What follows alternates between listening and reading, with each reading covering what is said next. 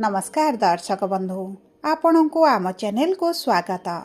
पवित्र त्रिवेणी अमावास्या व माघ अमावास्यार हार्दिक अभिनंदन एवं शुभेच्छा जणाई आजिर कार्यक्रमटी को आग को बढ़ाइबा एवं आजिर यही कार्यक्रमटी आपण मानक पाई माने समस्त कुंभ राशिर व्यक्ति विशेषंक पाई बहुत अधिक गुरुत्वपूर्ण रही।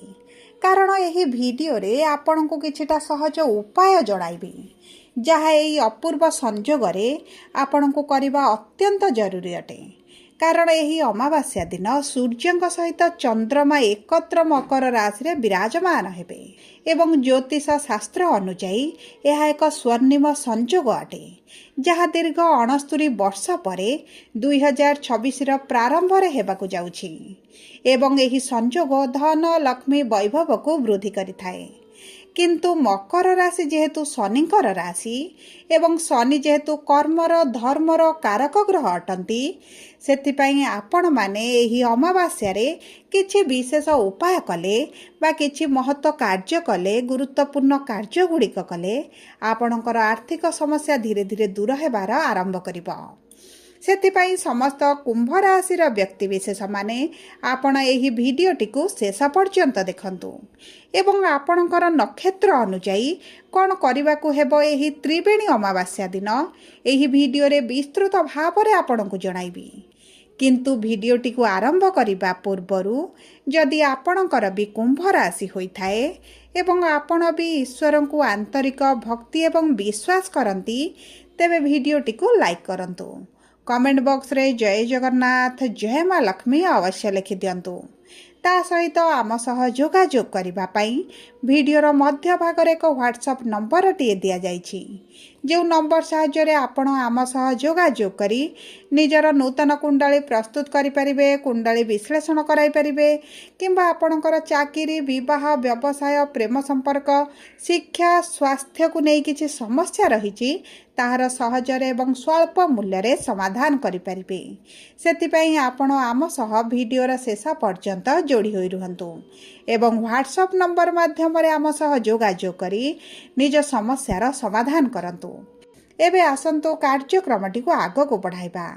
देखंतु दर्शक बंधु एही त्रिवेणी अमावास्या व मौनी अमावास्या एही जनवरी मास 18 तारिख रविवार दिन पड़िबा पाई जाउछि एवं एही स्वर्णिम संजोग त्रिवेणी अमावास्या दिन अपराह्न 4:41 रु आरंभ हेबाकु जाउछि एवं एहा 20 जनवरी 1:15 पर्यंत अधिक प्रभावशाली रहिबो। तेणुकरी यही समयटी आपणक पाई कि अत्यंत गुरुत्वपूर्ण रही। कारण आपणकर एकादश गृह द्वादश गृह को पूर्वर सूर्य एवं शुक्र गोचर करथिले। मंगल बुध आपणकर 16-17 तारिख दिन द्वादश गृह रे विराजमान करी ता सहित चंद्रमा जेतेबेले आपणकर द्वादश गृह रे प्रवेश करिवे सेही द्वादश गृह रे बा मकर राशि रे 5टी ग्रह एकत्र विराजमान करिवे जहाँ आपणक जीवन रे उच्च नीच परिस्थिति मध्य सृष्टि करिवे। देखंतु दर्शक बंधु मकर राशि शनिकर राशि हेले मध्य द्वादश गृह हेउची देवगुरु बृहस्पतिंकर गृह। तेणुकरी आपणकर राशिर स्वामी जेहेतु शनिदेव अटंती आपणक उपरे विशेष भाव रे खराब प्रभाव पड़िबो नाही। किंतु देखंतु कुंडलीर षष्ठ अष्टम द्वादश गृह को जेहेतु शुभ बोली मना जाएनी किछि कांशरे आपणक जीवन रे निश्चित भाव रे समस्या उपजि पारे। सेथिपई आपण मानकर अशुभत्व को दूर करी शुभाशुभ फल को वृद्धि करबा पई एही विशेष उपाय गुडी को आनिछि। सर्वप्रथम जानि रखंतु कुंभ राशिर 3टी नक्षत्र रहिछि। धनिष्ठा कुंभ 23/11 जो नक्षत्रर नक्षत्राधिपति हेउछन्ति मंगल। शतभिषा कुंभ बा 24/11 एवं एही नक्षत्रर नक्षत्राधिपति हेउछन्ति राहु एवं पूर्व भाद्रपद कुंभ बा 25/11 एहार नक्षत्राधिपति हेउछन्ति देवगुरु बृहस्पति एवं एही नक्षत्राधिपति अलग अलग होइथिबारु आपनकु किछिटा अलग अलग कर्म करिबा पई पड़िबो माने आपनकु किछिटा विशेष उपाय मध्य करिबाकु पड़िबे।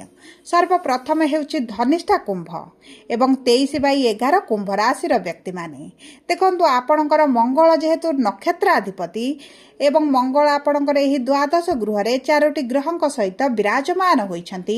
ଦେଖନ୍ତୁ ଏହି ଅମାବାସ୍ୟା ଦିନ ଆପଣମାନେ କିଛିଟା ପବିତ୍ର ଜଳରେ ସ୍ନାନ କରନ୍ତୁ। ଯଦି ଆପଣ ନଦୀରେ ସ୍ନାନ ନ କରିପାରିବେ ଆପଣଙ୍କ ସ୍ନାନ ଜଳରେ ଗଙ୍ଗା ପାଣି ମିଶାଇ ଆପଣ ସ୍ନାନ କରନ୍ତୁ, କାରଣ ଏହାକୁ ତ୍ରିବେଣୀ ଅମାବାସ୍ୟା କୁହାଯାଏ ଏବଂ ତ୍ରିବେଣୀ ସଙ୍ଗମରେ ପ୍ରୟାଗରାଜରେ ଏହି ଅମାବାସ୍ୟା ଦିନ ବୁଡ଼ ଦିଆଯାଏ। ତେଣୁକରି ଆପଣମାନେ ଆପଣଙ୍କ ଜଳରେ କିଛିଟା ଗଙ୍ଗା ପାଣି ମିଶାଇ ଆପଣ ସ୍ନାନ କରନ୍ତୁ। ତାହା ସହିତ ଯେଉଁମାନଙ୍କର ପିତୃଦୋଷ ରହିଛି କୁଣ୍ଡଳୀରେ ସେହି ବ୍ୟକ୍ତିମାନେ ଏହି ଅମାବାସ୍ୟା ଦିନ ଶ୍ରାଦ୍ଧ ତର୍ପଣ କରିବା ସହିତ ଆପଣଙ୍କର ପିତୃଦୋଷକୁ ନିବାରଣ ପାଇଁ ଜଳରେ କିଛିଟା କଳା ରାଶି କଳା ତିଳ ମିଶାଇ ଆପଣ ସୂର୍ଯ୍ୟଙ୍କୁ ପିତୃପୁରୁଷଙ୍କ ନାଁରେ ଜଳ ଅର୍ପଣ କରନ୍ତୁ।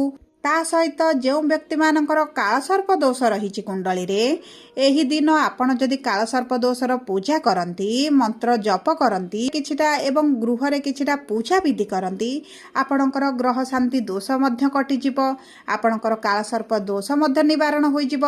ତା ସହିତ ଦେଖନ୍ତୁ ଓಂ ନମ ଶିବାୟ ମନ୍ତ୍ର 108 ଥର ପାଠ କରନ୍ତୁ। ଆପଣଙ୍କ କୁଣ୍ଡଳୀରେ ଥିବା କିଛିଟା ଦୋଷ ମଧ୍ୟ ଆପଣଙ୍କର ଦୂର ହୋଇଯିବ।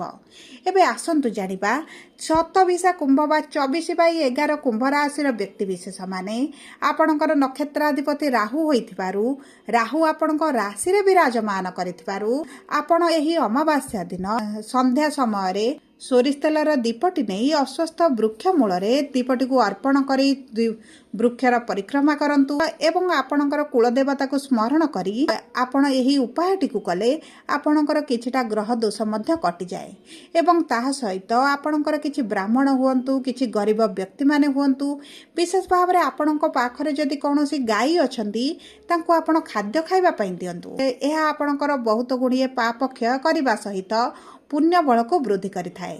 ତା ସହିତ ଶତବିଶା କୁମ୍ଭ ରାଶିର ବ୍ୟକ୍ତିମାନେ ଆପଣ କିଛି ଗରିବମାନଙ୍କୁ ବିଶେଷ ଭାବରେ ଖାଦ୍ୟ କିମ୍ବା ଶୀତ ବସ୍ତ୍ର ଦାନ କରନ୍ତୁ, ଏହା ଆପଣଙ୍କ ପାଇଁ ଶୁଭ ରହିବ। ଏବଂ ଆପଣ ଏହି ଅମାବାସ୍ୟା ଦିନ ଓಂ ନମ ଶିବାୟ ମନ୍ତ୍ର 108 ଥର ପାଠ କରିବା ଦ୍ୱାରା ଆପଣଙ୍କର ଚନ୍ଦ୍ରମା ଯଦି ପୀଡ଼ିତ ଅଛନ୍ତି, ଚନ୍ଦ୍ରମା ଯଦି ଦୁର୍ବଳ ଅଛନ୍ତି ଆପଣ ତାକୁ ବଳବାନ ମଧ୍ୟ କରିପାରିବେ। ତା ସହିତ ଯଦି ଆପଣ ସ୍ନାନ ଜଳରେ ଗଙ୍ଗା ଜଳ ମିଶାଇ ସ୍ନାନ କରନ୍ତି ଏହା ଆପଣଙ୍କ ପାଇଁ ଅତି ଉତ୍ତମ ରହିବ।